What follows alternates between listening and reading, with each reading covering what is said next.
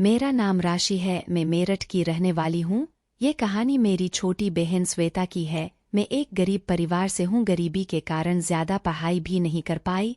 मैं एक कंपनी में जॉब करती हूँ। घर के हालात को देखते हुए श्वेता ने भी काम करने के लिए कहा। जिस कंपनी में मैं काम करती हूँ वहाँ अभी कोई वैकेंसी खाली नहीं थी। एक दिन पड़ोस वाली आंटी ने कहा, श्वेता तू कल मेरे साथ चलना, मेरी कंपनी में अभी जगह खाली है। श्वेता ने कहा ठीक है आंटी, कल मैं आपके साथ चलूंगी। दूसरे दिन श्वेता और आंटी कंपनी जाने के लिए घर से निकल गए। दोनों पैदल वाले रास्ते से जा रही थीं। वही रास्ते में रेलवे क्रॉसिंग भी पड़ता था। ये तो सभी जानते हैं कि रेलवे क्रॉसिंग पर आए दिन कोई ना कोई दुर्घटना होती ही रहती है। श्वेता शाम को घर आ गई। मैंने पूछा जॉब मिल गई क्या? तो उसने जवाब में कहा दीदी मुझे काम पसंद नहीं आया। मैंने कहा कोई बात नहीं, अगर काम पसंद नहीं आया तो रहने दो, कोई दबाव नहीं है। तुम्हारे ऊपर अच्छा काम मिले तो कर लेना। फिर हम दोनों बहनें सो गए। रात को श्वेता की तबीयत अचानक से खराब हो गई। उसका शरीर बुखार से तप रहा था। मैंने टॉर्च ढूंढी और उसके लिए दूसरे कमरे से दवाई लेके आई और उसे जगाने लगी। वो उठते ही बहुत जोरों से रोने लगी।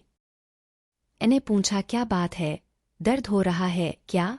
तो उसने कोई जवाब नहीं दिया, बस रोती ही रही। मैंने फिर पूछा क्या हुआ तुझे? अब भी उसने कोई जवाब नहीं दिया, लगातार रोए ही जा रही थी। अब मुझे चिंता होने लगी कि ना ये कुछ बोल रही है और ना दवाई ले रही है, बस रोए ही जा रही है। आखिर इसको ऐसी क्या परेशानी है? जैसे तैसे वो रात गुजर गई। सुबह हुई, मम्मी चाय लेकर हमारे कमरे में आई तो मैं उनको सोती दिखी। मम्मी ने मुझे जगाया और कहा आज जॉब पर नहीं जाना, इतनी लेट तक सो रही है। ने कहा आज मैं जॉब पर नहीं जा रही, श्वेता को डॉक्टर के पास लेके चलेंगे। ये रात बहुत रो रही थी, इसका शरीर भी बुखार से तप रहा था। मम्मी ने कहा ठीक है तुम नाश्ता कर लो, फिर हम डॉक्टर के पास चलेंगे। नाश्ता करने के बाद मैं और मम्मी डॉक्टर के यहाँ जाने के लिए तैयार हो गए। मैं श्वेता के कमरे में गई और उसे तैयार होने के लिए कहा। पहले तो वो मेरी तरफ अजीब नजरों से देखने लगी, फिर एकदम से रोने लगी। इन्हें कहा क्या हुआ, रो क्यों रही है? मेरे इतना कहते ही वो जोर जोर से हंसने लगी और हंसते हंसते बेहोश हो गई। हमने डॉक्टर को बुलाया तो डॉक्टर ने कहा बुखार ज्यादा तेज होने की वजह से ये ऐसी हरकतें कर रही है। मैं इंजेक्शन दे देता हूँ और कुछ दवाइयाँ दे देता हूँ, 1-2 दिन में ये पूरी तरह ठीक हो जाएगी। इतना कहकर डॉक्टर वहाँ से चला गया। डॉक्टर के जाते ही हमारे घर में लोगों की भीड़ जमा हो गई। श्वेता सोई हुई थी। मैंने उसको दवाई देने के लिए उठाया। जैसे ही वो उठी और उठ के फिर से वही हरकतें करने लगी, कभी हंसने तो कभी रोने लगी। उस भीड़ से एक औरत निकल कर आई और उसने कहा मुझे ये बीमारी नहीं लग रही। मम्मी ने कहा आपके कहने का मतलब क्या है? तो वो औरत बोली अगर साफ शब्दों में कहूँ तो आपकी बेटी के ऊपर किसी बुरी आत्मा का साया है। मम्मी ने कहा आप ये कैसे कह सकती हैं? तो उन्होंने बताया 3-4 साल पहले मेरे भाई की बेटी भी बिल्कुल आपकी श्वेता की तरह ही हरकतें करती थी। हमने उसे बहुत डॉक्टरों को दिखाया था लेकिन उसे कोई आराम नहीं आया था। फिर हम उसको एक सिद्ध बाबा जी के पास लेकर गए थे, तब जाकर वो ठीक हुई थी और अब वो एकदम ठीक है। मम्मी ने कहा आप इस युग में भी इन भूत प्रेत जैसी बातों पर विश्वास करती हैं? ये सरासर अंधविश्वास है और कुछ नहीं। तो उस औरत ने कहा देखिए ये बात मेरे विश्वास या अंधविश्वास की नहीं, ये बात है आपकी श्वेता की जिंदगी की। भगवान ना करे उसे कुछ हो जाए तो आप अपने आप को कभी माफ नहीं कर पाएंगी। इन्हें कहा मम्मी जो ये आंटी कह रही हैं वहां श्वेता को दिखाने में हर्ज ही क्या है? तो मम्मी ने कहा राशि तू भी इनकी बातों पर विश्वास कर रही है। इन्हें कहा मम्मी बस हमारी श्वेता ठीक होनी चाहिए, चाहे हमें उसके लिए कहीं भी जाना हो जाएंगे, जिसको दिखाना हो दिखाएंगे। मम्मी ने मेरी बात मान ली और उस औरत से कहा आपके भाई की बेटी को आपने कहा दिखाया था, आप हमें भी वहां ले चलिए। उन आंटी ने कहा आप मेरे साथ चलो, मैं आपको लेकर चलती हूँ। मम्मी पापा और आंटी श्वेता को लेकर उस गांव में पहुंचे जहां वो बाबा रहते थे। आंटी ने कहा बाबा मंदिर में रहते हैं और हम मंदिर की ओर चल दिए।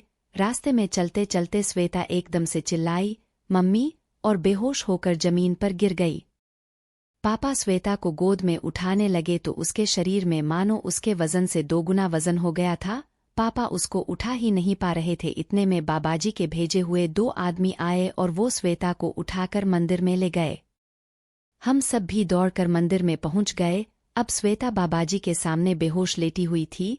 बाबा ने श्वेता की नब्ज देखी और हमसे पूछा, क्या आपने बिटिया को 2-3 दिन पहले कहीं बाहर भेजा था? तो हमने बताया कि और तो कहीं नहीं, बस काम के सिलसिले में एक आंटी के साथ भेजा था। इस पर बाबा ने कहा, परेशानी वहीं से शुरू हुई है, लेकिन आप चिंता ना करें, बिटिया एकदम ठीक हो जाएगी। और एक काला धागा दिया और कहा, इसको बिटिया के गले में बांध देना और जब तक पूरी तरह ठीक ना हो जाए इसे गले से उतारना मत। हमने वो धागा श्वेता के गले में बांध दिया। धागा बांधते ही वो होश में आ गई और कहने लगी कि मुझे घर जाना है। फिर हम सब लोग घर आ गए। अब जो मैं आपको बताने जा रही हूं उसे सुनकर आप हैरान रह जाएंगे या यकीन ही नहीं करेंगे। हम लोगों में से कोई ना कोई श्वेता के पास रहता, ज्यादातर में ही रहती थी। अगर थोड़ी देर के लिए भी श्वेता के पास से उठ जाती तो वो जोर से चीखती चिल्लाती और बेहोश हो जाती। जब हम उसके पास जाते तो उसके गले में धागा नहीं होता था। उस धागे को हम लोग भूं कर उसको पहनाते और उसे होश आ जाता था। कई दिनों तक धागा अपने आप ऐसे ही गले से निकल जाता। एक दिन मैंने मम्मी से कहा, मम्मी श्वेता के गले का धागा रोज अपने आप निकल जाता है, क्यों ना इसमें और गांठें लगाकर इसे इतना छोटा कर दें कि फिर गले से निकल ही ना पाए। मम्मी ने ऐसा ही किया, धागे में बहुत सारी गांठें लगा दी। अब हमें लगा कि उसके गले से धागा नहीं निकलेगा, लेकिन हम सभी के होश उड़ गए जब हमने देखा कि धागा फिर से गले में नहीं है। एक बार के लिए तो हमें लगा कि श्वेता ने ही गांठ खोलकर निकाला होगा, लेकिन जब धागे को ढूंढा तो देखा कि गांठें तो वैसी की वैसी ही लगी हैं जैसी मम्मी ने लगाई थीं। हम सोच में पड़ गए कि बिना गांठ खुले धागा गले से कैसे निकल सकता है। फिर ध्यान आया कि बुरा साया तो कुछ भी कर सकता है। जब हम श्वेता के पास होते तो वो कहती, 2 डरावनी शक्ल की औरतें सामने वाली छत पर बैठी रहती हैं और मुझसे कहती हैं, हम तुझे छोड़ेंगे नहीं।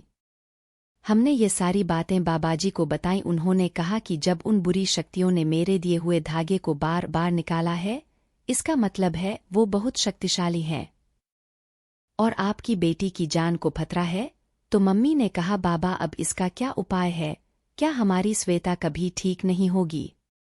तब बाबा ने बताया कि अब इसका एक ही इलाज है कि अब बिटिया को बालाजी धाम लेकर जाया जाए, जो कि भूत प्रेत ग्रसित रोगियों के लिए ही जाना जाता है। वहां पर कोई बाबा या कोई और इंसान प्रेत ग्रसित रोगी को नहीं देखता, स्वयं बालाजी ही भूत प्रेत को मार मार कर भगाते हैं। बाबा के कहने पर हम श्वेता को बालाजी लेकर गए। वहां लंबी लंबी कतारें लगी थीं। हम सब कतार में खड़े हो गए। अचानक से ना जाने श्वेता को क्या हुआ, वो मंदिर की तरफ दौड़ पड़ी। उसके पीछे हम भी दौड़ने लगे। जैसे हम उसके पीछे दौड़ रहे थे तभी रास्ते में हमें एक व्यक्ति मिला और उसने कहा, उसके पीछे आप लोग मत दौड़िए, उसको प्रेत आत्माओं ने अपने कब्जे में किया हुआ है, इसलिए वो ऐसे भाग रही है। उसके अंदर बैठी आत्मा को श्री बालाजी मार मार कर भगाएंगे। समझ लीजिए अब आपकी बेटी ठीक हो गई। बालाजी जाने के बाद ही श्वेता ठीक हुई और अब वो एकदम ठीक है और एक बहुत ही अच्छी कंपनी में उसे जॉब भी मिल गई है। एक बार को तो मुझे ये लगा था कि हमारी श्वेता अब कभी ठीक नहीं हो पाएगी, लेकिन मैं ये भूल गई थी कि इस दुनिया में हर समस्या का हल है।